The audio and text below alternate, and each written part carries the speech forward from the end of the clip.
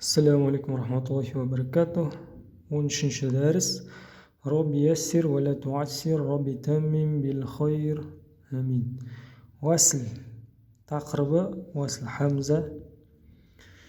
Уасл хамза деген мынау алиф және үстінде біткен белгі болады. Мына жерде ол жазылмаған. Бірақ Құранда ол жазылады мединский баспада. Мысалы алиф келсе, былай алиф келеді, алифтің үстінде осындай белгі болады. Осы уасл хамза деп аталады. Жалғаушы хамза дейді, уасл хамза дейді. Енді бұл жерде уасл хамза оқылмайды. Аяттың сөздің ортасында келгенде. Сол жайында болады тақырып. Яғни бұл жерде алифтерді, уасл хамзамен келген алифтерді оқымаймыз. Мына жерде. Ол оңай. Яғни уасл хамзамен келген алифті оқымаймыз. Бисмиллахир-рахманир-рахим. Ихдинас-сиратал мустақима ва хазал баладил амини наруллахил муқада немесе муқадатун наруллахил муқадату. Тоқтайтын болсақ, алдында тамарбутадан өттік, тоқтасақ ха болып тоқталады. Камасалиллази стауқада фаттақун нараллати. Бұл жерде барлығында мына алиф оқылмайды уасл хамзамен.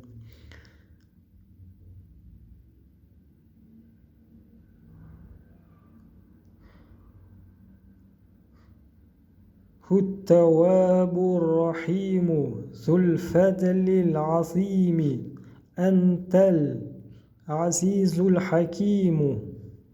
Барлық жерде, қай жерде келсе, ортасында келсе, аяттың уасл хамза оқылмайды.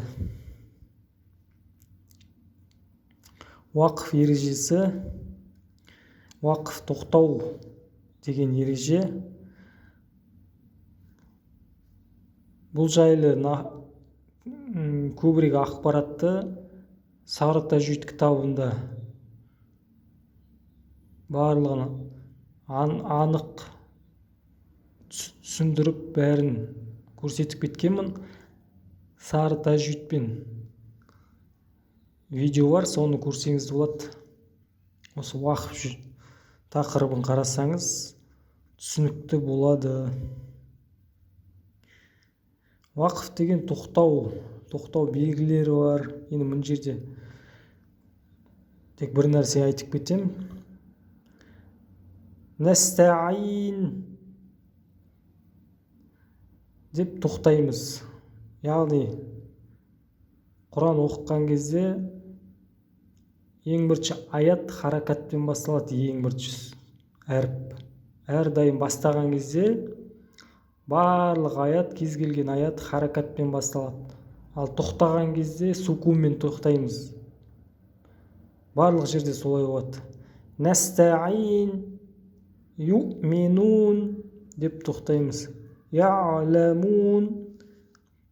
Настаин юъминун. Я'ламун. Юсра. Бұл жерде тәнвин келіп тұр фатхамен, қосарланған фатха. Яғни юсра, егер тоқтайтын болсақ, аяттың соңында осылай, соңғы әрпінің үстінде осылай фатха келсе, тәнвинмен, фатхалы тәнвин келсе, осылай екі харакатқа созып тоқтаймыз. Ал бұл алиф оқылмайды. Юсра, абада, тауаба, ғишауа. Тоқтаған кезде ха болады. Хамиятун, хамия. Тоқтаған кезде ха болады. ممددة يسرى أبدا توابا خشاوة حاميه ممددة. бұл жерде мәт ережесі, бұл мәт толқын белгісі бар мәт. Егер осындай белгі келсе 2, 4, 5, 6 харакатқа дейін созылады деген сөз. Ал алдыңғы дәрісте айтып кеткендей, егер мәттен кейін хамза келсе, біз оны әрдайым 4 харакатқа созамыз. Сонда біз қателік жасамаймыз. Сәә, шәә, жәә, уләйкә. Бұл жерде созылмайды, себебі уаудың үстінде сукун тұр.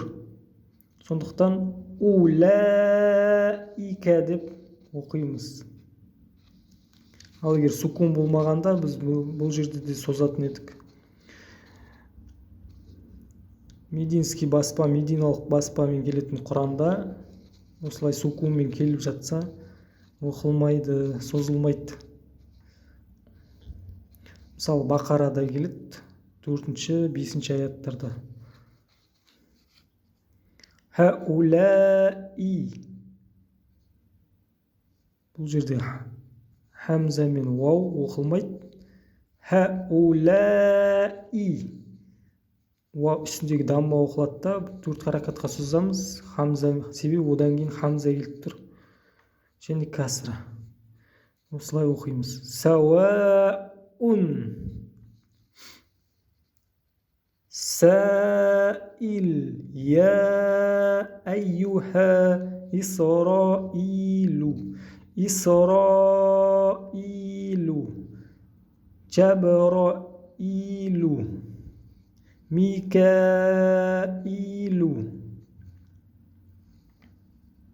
Си'a. Си'a. Джи'a.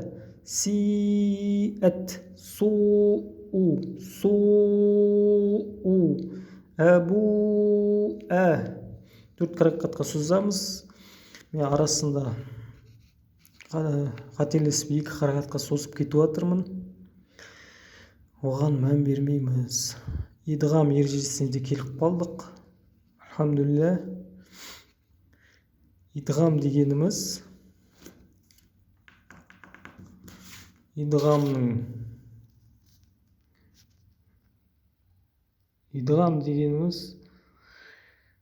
идғамның өзінің 6 әрібі бар. Я, вау, сосын жаңа ләм, мим, нун. Енді мим былай емес, былай. Жалпы мим әрпі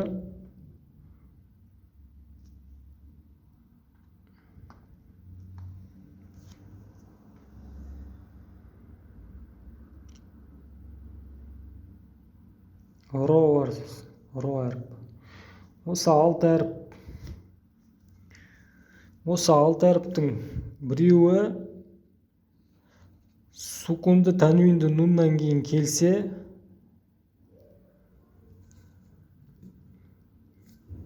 осы 6 әріптің біреуі осындай сукунды нуннан кейін немесе танвиннен кейін келсе, осылай осы әріп келген әріптің өзіне айналады да шәддәл болып 2 әріп болып оқылады. 2 я, 2 вау, 2 ләм, 2 нун, 2 ро, 2 мим болып оқылады. Қайсы саған кездеседі, соған айналып кетеді.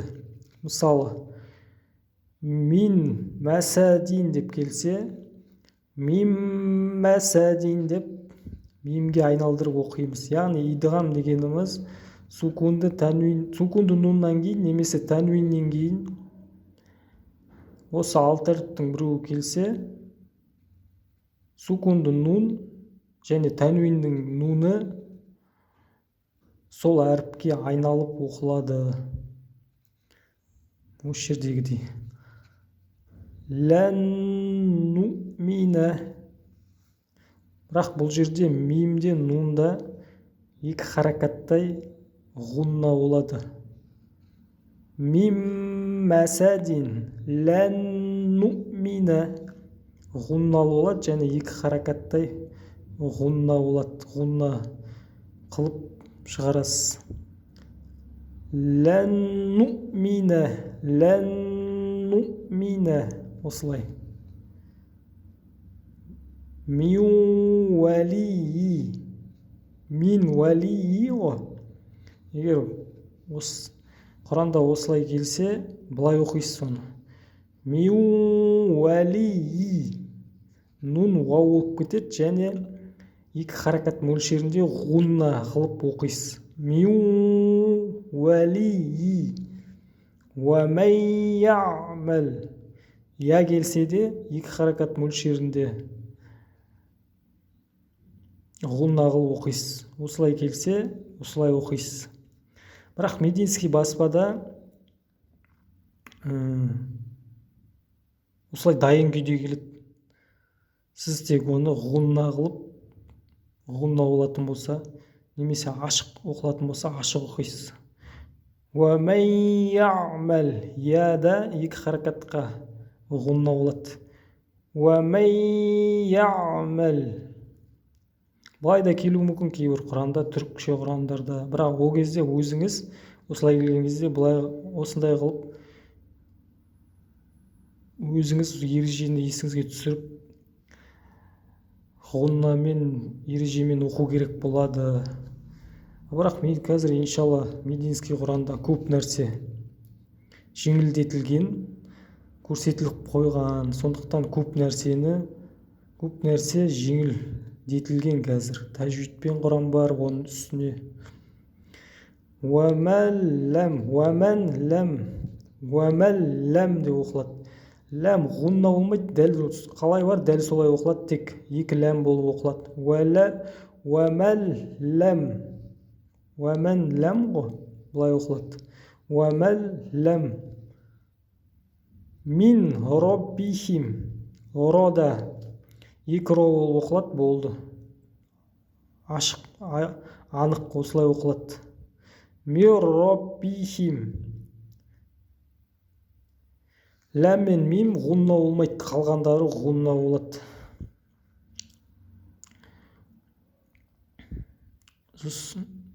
Қалғандары екі харакат мөлшерінде ғунна болады. Мим мен ро тек екі әріп болып оқылады. Ешқандай ғунна болмайды, ештеңе болмайды, анық оқылады. Худам мин деп оқылады. Бұл жерде екі харакат мөлшерінде ғуннамен оқылады. Шәйән нукро деп оқылады. Екі харакат мөлшер. Сукунды нунға кездескен кезде екі харакат мөлшерінде ғунна болып оқылады. Иләхун вахидун. Иләху вахидун. Иләху вахидун. Яғни екі харакат мөлшерінде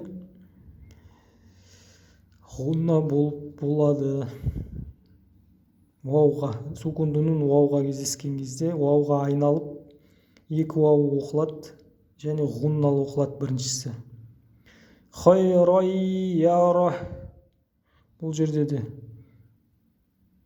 яға айналады және екі харакат мөлшерінде ғунна болады бірінші я.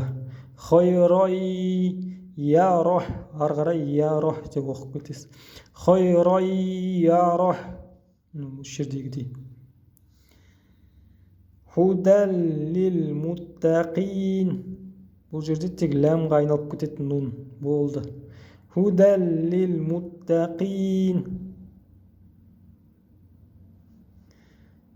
Ғафурур рахим. Ғафурур рахим. деп оқылады. Ережеге салып.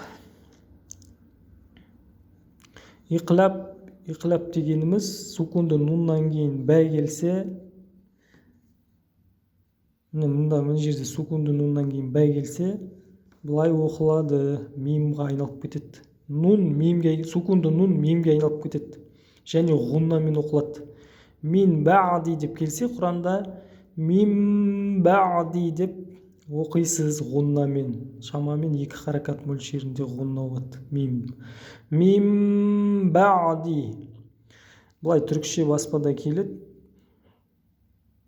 Бірақ қазір, альхамдулиллах, жеңілдетілген көп нәрсе. Мединский баспада көрсетіліп келеді осылай дайын күйде. Сіз тек мим баъди деп ғунна жасауға ұмытпасаңыз болды. Самиун басир. Самиун басир. Мимді 2 харакат мөлшерінде ғунна қыласыз. Бұл жерді бір оқып шығайық. Фадлуллахи. Файдуллахи. Хайруллах. Немесе хайруллахи. Насруллах. Соңғы әріпті сукун қыламыз. Себебі тоқтап атырық. Рахматуллах. Зинатуллах. На'матуллах. Ni'matullah, Izzatullah, Lutfullah, Inayatullah, Hidayatullah, Atiyatullah. Бұл жерде бір оқышыңыз, бір нәрсе айтып кетейін. Бұл жерде Аллах сөзі әрдайым Иллах деп оқысаңыз да, Аллах деп оқысаңыз да, Уллах деп келсе де, фатхамен келсе де, даммамен келсе де, касрамен келсе де, Аллах сөзі ортасындағы фатхасы 2 харакатқа созылады әрдайым. Аллах, Иллах, Уллах деп 2 харакатқа созасыз. Бұл әрдайым осылай оқылады. Ал фатха дамма болса жуан бол оқылады, касра болса жіңішке оқылады. Егер бұл жайлы тағы да ақпарат керек болса, менің сары тажвид видео дәрісімді қараңыз.